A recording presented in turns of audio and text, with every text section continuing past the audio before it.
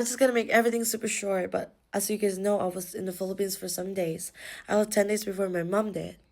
Therefore, I thought of posting something on Facebook, a list of my favorite stuff that I would like to have here in Germany. And I was anticipating for people in Caltagan to be sending me stuff that I would like to have here. May mga naka-assign na people and yung mga stuff na papadala nila.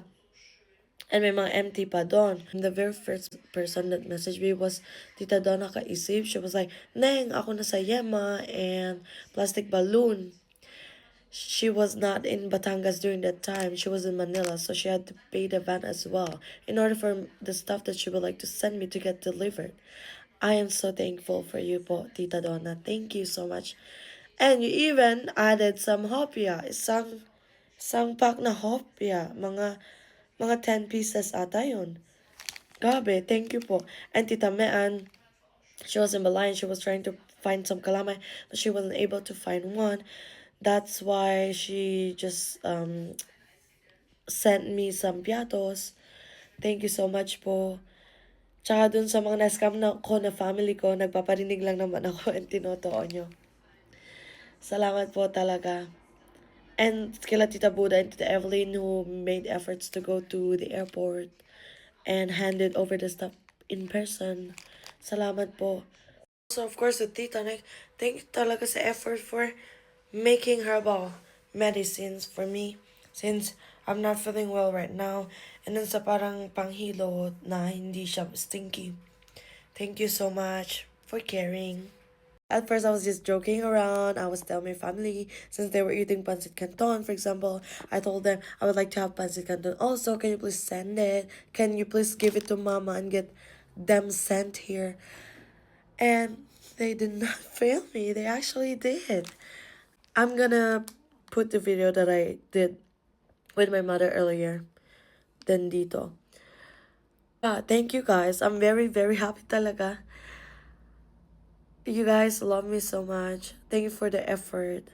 And I am deeply grateful to have you in my life.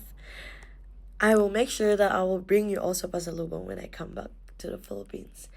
A teacher na my mom has been complaining. One night, she was just like, I'm very, very mad at my daughter. Kasi ang lahat ng stuff niya, mga laman ng baggage niya, ay lahat para sa akin. She did not have any data during that time. Her SIM card was not working. So she had to walk from the main station to her house. It probably took her like 15 minutes to be back home. But yeah. Maiisa-isa ko po kayo sa video na ipapakita ko next. Love you all. Go. Maraming pong salamat sa mga na-scam ko. Unfortunately, kakalahati na po ang dumating. Nakurap na ko ng dani. Hindi ko po alam kung saan niya pinamigay. Wala na po siya dito. Ito po 17. At tapos, ang piatos po kanina, mga nasa 3. Wala na. Yung bigay po na inaanak ko, 2 lang stick ko. Kinain na daw po ng pinsan ko. Ito po, tingnan ko na. Sabi yung plastic balloon, nabawasan din. Ang plastic balloon po, tingnan niyo. Nakurap din. May bawas na po. Wala, tingnan lang na wala nang yema. Hindi ko na po naabutan. Kinakain mo kanina ha. Yun. Binuksan ko na para sa iyo pagdating mo. Ay, Sa, man. yun Di kaya ba, yung picture mo, 2 siyungkaling at 2 kamote chips. Dadalwa na. Ano pa ba? Hirap sa iyo eh. Ninang-nina, yung honey, isa na ng type ang natanggap ko. Nakita ko sa picture, 2 yun.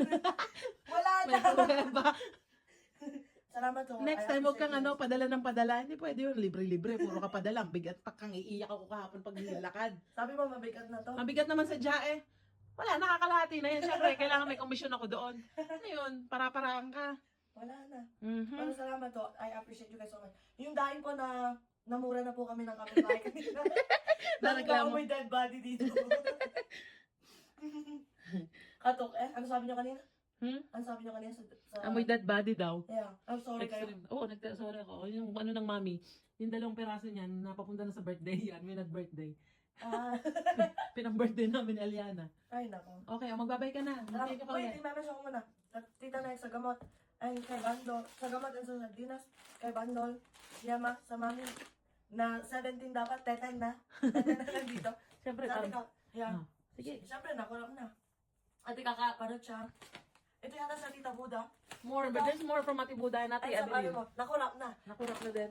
Tita Mayan. Kita may ang dalawang balot. Nakurap na din ang isa. Sa nilang Yvonne and kay Tita Donna.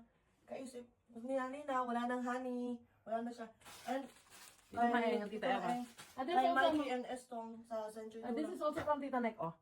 And dito rin also yung tamarind. Tsaka yung ito, mga daing hindi dito siya ay nakapaka. Yeah. And there's also Kay mani. Tito Maeng and kay Tita Banine.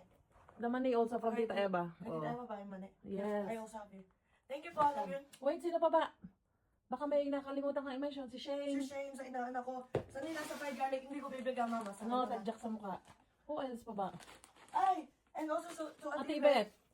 Thank you, Tito. Yeah, thank you, Ibet.